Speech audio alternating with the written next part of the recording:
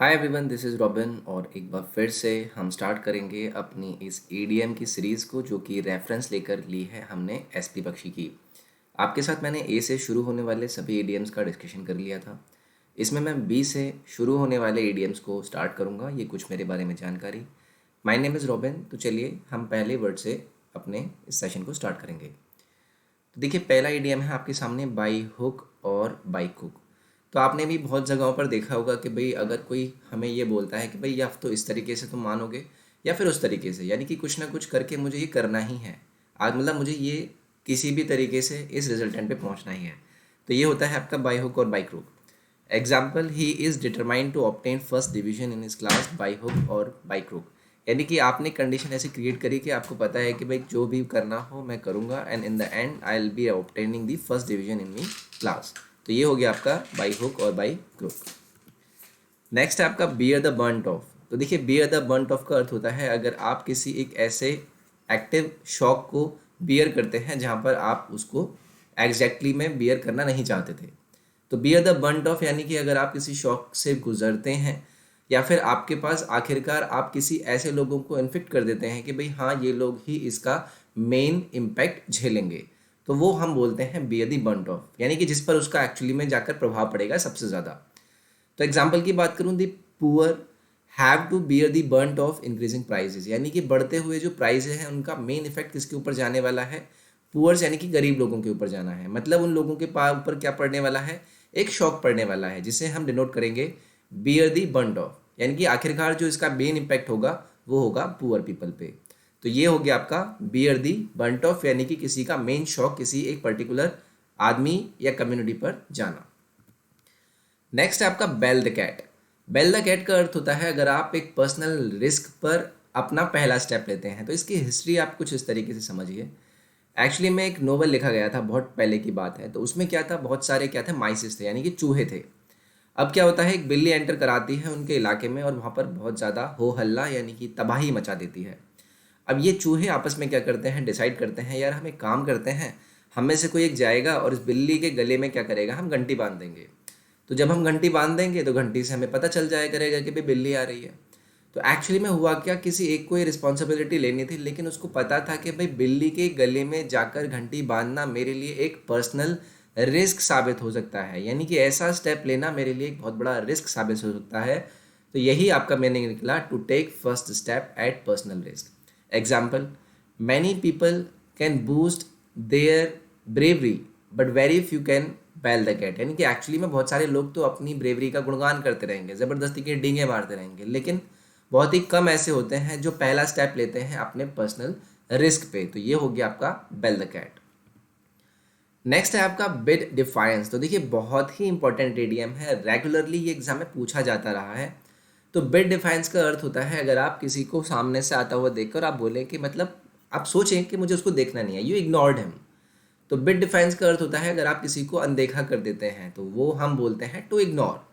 Example, Rohan bade defiance to his father's wish of becoming a doctor and instead became an engineer, यानी कि वो क्या करा, उसके पिताजी तो चाहते थे कि भाई मेरा बेटा बने डॉक्टर, लेकिन उसने क्या किया, एक इंजीनियरिंग ऑप्शन चूज किया और वो इंजीनियर बन गया। तो उसने क्या किया, अपने पिताजी की विश को, अपने पिताजी की विश को बेड डिफाइंस किया, यानी कि उसने उन्हें इग्नोर किया। तो बिड डिफाइंस का अर्थ हो गया आपका यहाँ से इग्नोर करना किसी भी चीज़ को। नेक्स्ट है आपका ब्लो वंस ट्रम्पेट। तो देखिए, ये तो बहुत ही आसान है। अगर मैं कहूँ कि भाई आप ना अपनी ही गुणगान करते रहते हैं, गुणगान करते रहते हैं मतलब इधर उधर डींगे मारते रहते हैं, आप अपने बारे में हमेशा लोगों को दिखाते रहते हैं कि मैंने फलां फलां फलां किया, ठीक है। तो मतलब आप अपने आप को यूजुअली क्या करते हैं, प्रेज करते हैं, आप अपना गुणगान करते रहते हैं, आप अपनी व्याख्याएं देते रहते हैं कि भाई मैं ऐसा हूँ, मैं ऐसा हूँ, मैं बहुत बढ़िया आदमी हूँ, ठीक है। तो अगर आप ऐसे व्यक्ति हैं तो उसके लिए हम ईडियम यूज़ करते हैं that that person is blowing his own trumpet. तो यानी कि एग्जाम्पल के तौर पे मैं बात करूँ that no one likes to talk to those who are always blowing their own trumpet, यानी कि कोई भी नहीं चाहता ऐसे लोगों से बात करना जो हमेशा क्या करते रहते हैं, ईडियम यूज़ किया ब्लोइंग देयर ओन ट्रम्पेट, यानी कि हमेशा अपने आप को प्रेज करते रहते हैं, अपनी बढ़ाइयाँ मारते रहते हैं। नेक्स्ट है आपका break the news.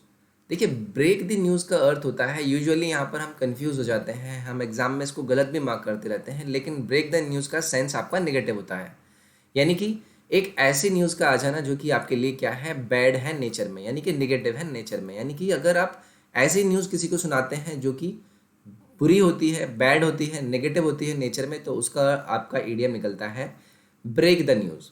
Example, he broke the news of her husband's death very gently so as to lessen the intensity of the shock.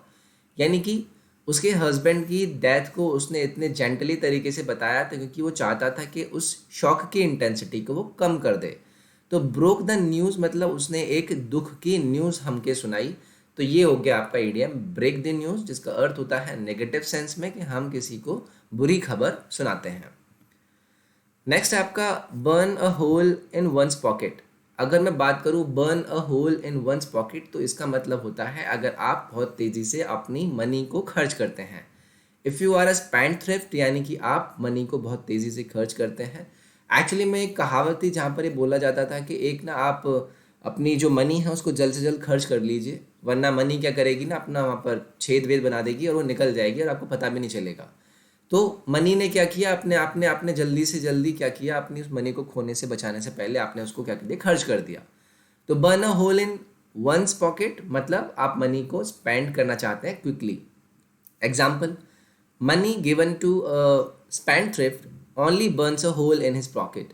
यानी कि अगर आप किसी जो कि बेवजह से खर्चीले होते हैं, बहुत ज़्यादा खर्च करते हैं, अगर आप ऐसे लोगों को मनी दे देते हैं तो ये किसका काम करता है, it burns a hole in his pocket. यानी कि वो बहुत ही तेज़ी से ख़त्म होती है, बहुत ही तेज़ी से उसको खर्च कर दिया जाता है।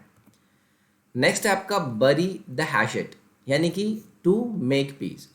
तो देखिए यूजुअली क्या होता था, अमेरिकाज में अमेरिकन्स जो थे आपके पुराने टाइम पे, अगर दो ट्राइब्स हुआ करते थे तो अगर उन्हें आपस में क्या करना हुआ करता था, पीस एस्टेब्लिश करनी हुआ करती थी, तो वो क्या करते थे, हैशेट को बर्न करते थे। हैशेट एक्चुअली एक छोटे हैंडल की कुल्हाड़ी काइंड ऑफ होती थी।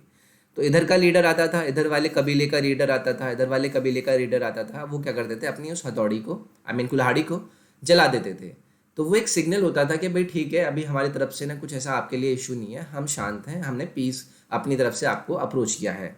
तो ये हो गया आपका बरी द हैशेट, जिसका अर्थ होता है टू मेक पीस।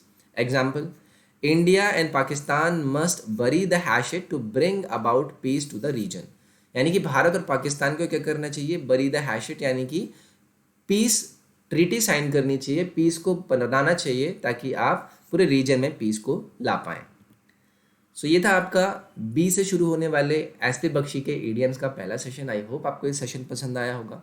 अगर पसंद आया तो प्लीज़ डू लाइक इट, आप शेयर करें इसे अपने दोस्तों के साथ, सब्सक्राइब करें चैनल को, फॉलो करें टेलीग्राम और इंस्टाग्राम के पेज को, जिसके लिंक आपको डिस्क्रिप्शन में दिए गए हैं। मैं आपसे नेक्स्ट पार्ट में मिलता हूँ, अपना ख्याल रखिए, take care, bye bye, thank you.